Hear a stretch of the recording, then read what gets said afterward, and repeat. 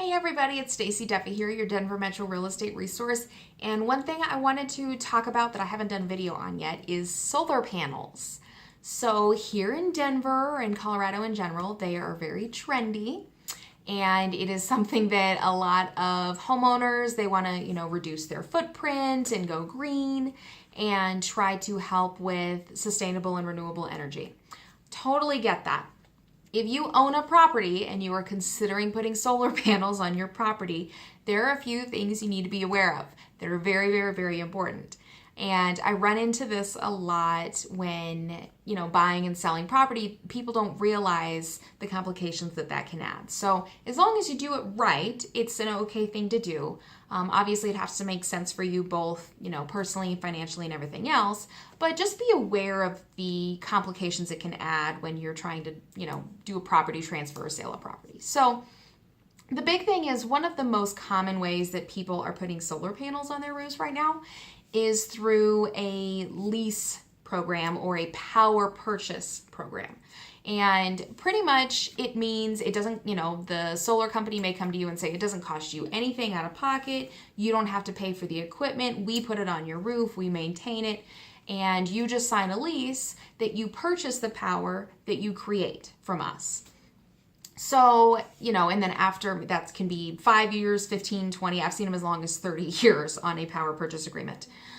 Make sure you know what you're reading in there because a lot of times it's just another lease. It's as if you're, leasing satellite equipment or leasing any other type of equipment, but it is tied to your house. So when you go to sell your house, a lot of those companies require that they get to approve who can buy your house. Because if that person doesn't qualify or doesn't want to do that lease, they don't get to buy your house. That is a big deal. Right now in a seller's market, you may say, oh, well, there's going to be 5 people lined up to buy my house. I'm sure one of them won't have a problem doing it. But if the market changes or maybe somebody doesn't agree with that and they don't want to be locked into a lease that they didn't sign up for. So I've actually had buyers cancel contracts during the inspection period and say, wait, that's the lease I have to agree to buy this house? I'm out. So be sure you know what you're getting yourself into with that. Essentially, the solar company has first right of refusal on who can buy your property. So that's a big thing. I run into those all the time. There are some other arrangements where you actually, purchase the equipment over time, or you purchase the equipment outright. There's a lot of good stuff there. Some buyers see that as a pro, some see it as a con. Understand that if you're putting that in, you're putting it in for you. Just like if you wanted to, finish your basement downstairs or remodel your kitchen, yes, you can get some return on investment from that, but don't do it just for the investment. You need to do it for you because not everybody else will see that as financially worthy as you may.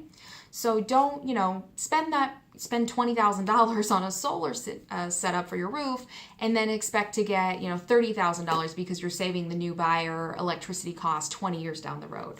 I've had some people expect that and it's like, there's other costs in here. There's maintenance costs, there's depreciation costs with equipment, a lot of things that a lot of people don't take into account. So anyway, if you want to go solar, that's cool. Just make sure that you know what you're getting yourself into. With those power purchase agreements or solar leases, make sure you know who you can sell your house to, whether they have to qualify. A lot of times the solar company will say you can move that equipment, but your local utility may not allow them to do that. So I've run into that a lot as well, where people say, oh, well, I'll just take them with me to the next place I buy. Utility says no. So you can't do that as well. I've heard of a lot of sellers actually having to buy out that purchase agreement because no buyers want to deal with it and it's the only way they can sell the house. And it's not cheap because you're essentially prepaying power for the next 15 years. So anyway, just know what you're getting yourself into. Read your lease, very, very detailed if you want to. Have an attorney go over that solar lease and just understand what you're agreeing to. So anyway, any more questions about this, feel free to help however I can. So you can leave questions or comments down below. Also, you can reach out to me directly. My contact information is on my website. Link for that is down below as well. So thanks so much for the time and have a great day.